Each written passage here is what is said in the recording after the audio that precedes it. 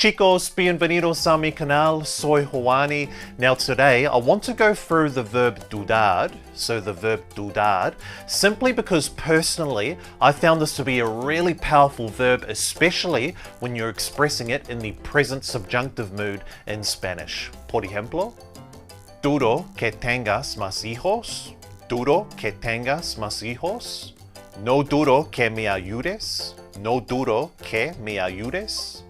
Now everyone, we've gone through the Spanish subjunctive mood in Spanish quite a lot in the last couple of months, but if you haven't started studying the subjunctive before, don't worry because I'm going to explain why we use the subjunctive and how we form it and why it's so important. But also second, I'm going to go through some specific examples for you as well using the verb dudar, and then at the end, stick around because I've got a few exercises for you just to see if everything is starting to make sense. Now everyone, as I've said in the past, the subjunctive mood in Spanish is crucial because it's the difference between being able to have a basic conversation in Spanish but then leveling up and being able to express your ideas a lot more just like a native speaker. Por ejemplo.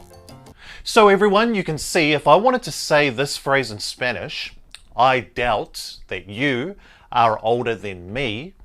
If I just wanted to say this in Spanish using the present or the indicative form, you can see it's quite difficult because notice how in this sentence there's a subject change.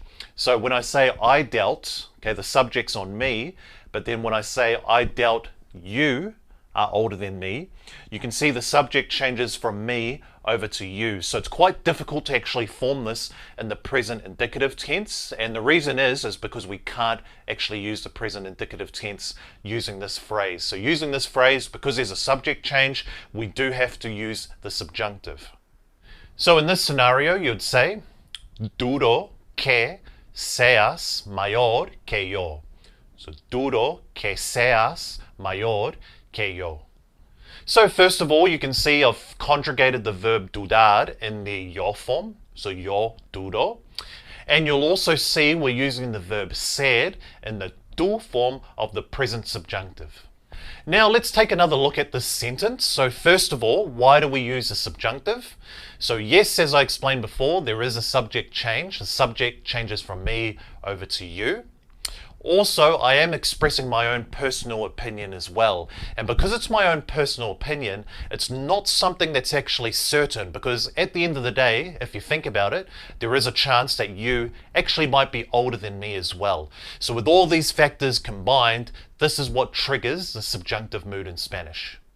Now everyone, let's look at the specific formula when we're using the subjunctive mood. So first of all, we're using the verb dudar, as I said before. So we conjugate the verb dudar, we then add on que, and then we add on another verb in its subjunctive conjugation. So first of all, let's go through those conjugations for the verb dudar. So you can see here from the list, we already know the yo form, so yo dudo. So yo dudo or I doubt. But if we're talking about you, the person you're speaking with, tú, so tú dudas. He or she, él or ella, duda. We, nosotros dudamos. So nosotros dudamos. If you're in Spain, the vosotros form, vosotros dudáis. So vosotros dudáis. And also, if we're talking about another group of people, so they, ellos or ellas dudan. So now we know the specific conjugation we want to use with the verb dudar. We then add on que, and then as I said before, we're going to add on that other verb in its subjunctive conjugation. Now to make things easier, let's just stick to the du form of the verb ser. So remember when we said seas. So if I wanted to say, I doubt that you are stronger than me, how would you say that?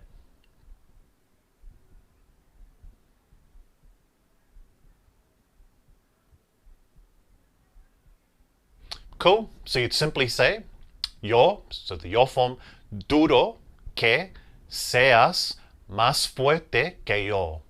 So dudo que seas más fuerte que yo. So again, we're using the verb dudar and we're conjugating it in the yo form, so yo dudo. We're then adding on que, and then we're using the verb ser in its subjunctive conjugation. So dudo que seas más fuerte que yo. So again, when we look at this phrase, okay, it is my own personal opinion, so I doubt you are stronger than me. Okay, no bias, of course, on my end. And then again, there's a subject change, so the subject changes from me over to you. And then again, it's not something that's certain, is it? Because there is a chance that you might actually be stronger than me. So again, with all these combined, okay, that triggers the subjunctive. Now everyone, I think you're starting to understand it a little better now, but let's put you to the test. I've got a few exercises coming up for you, and again, I want you to see if you can translate these sentences or phrases for me over into Spanish using the subjunctive.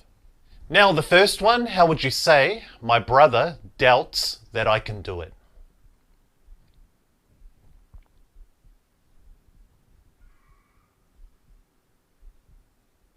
Cool, so you'd simply say, mi hermano duda que yo pueda hacerlo. So, mi hermano duda que yo pueda hacerlo. Alright, let's try another one, a nice simple one, so you should be able to get this one. I doubt that you are rich.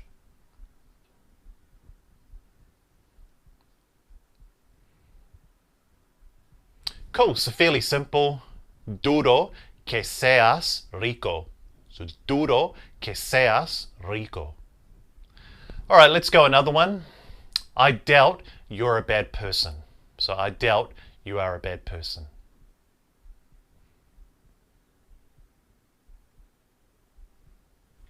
Awesome. In this scenario, you'd say, dudo que seas una mala persona. So, dudo que seas una mala persona.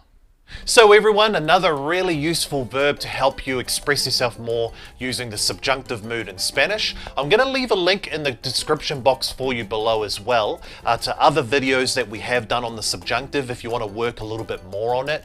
Just remember as well, it does take a bit of time for the subjunctive to kind of sink in as well. So keep practicing, keep learning. As always, if you have any questions for me, feel free to leave a comment in the comment section below.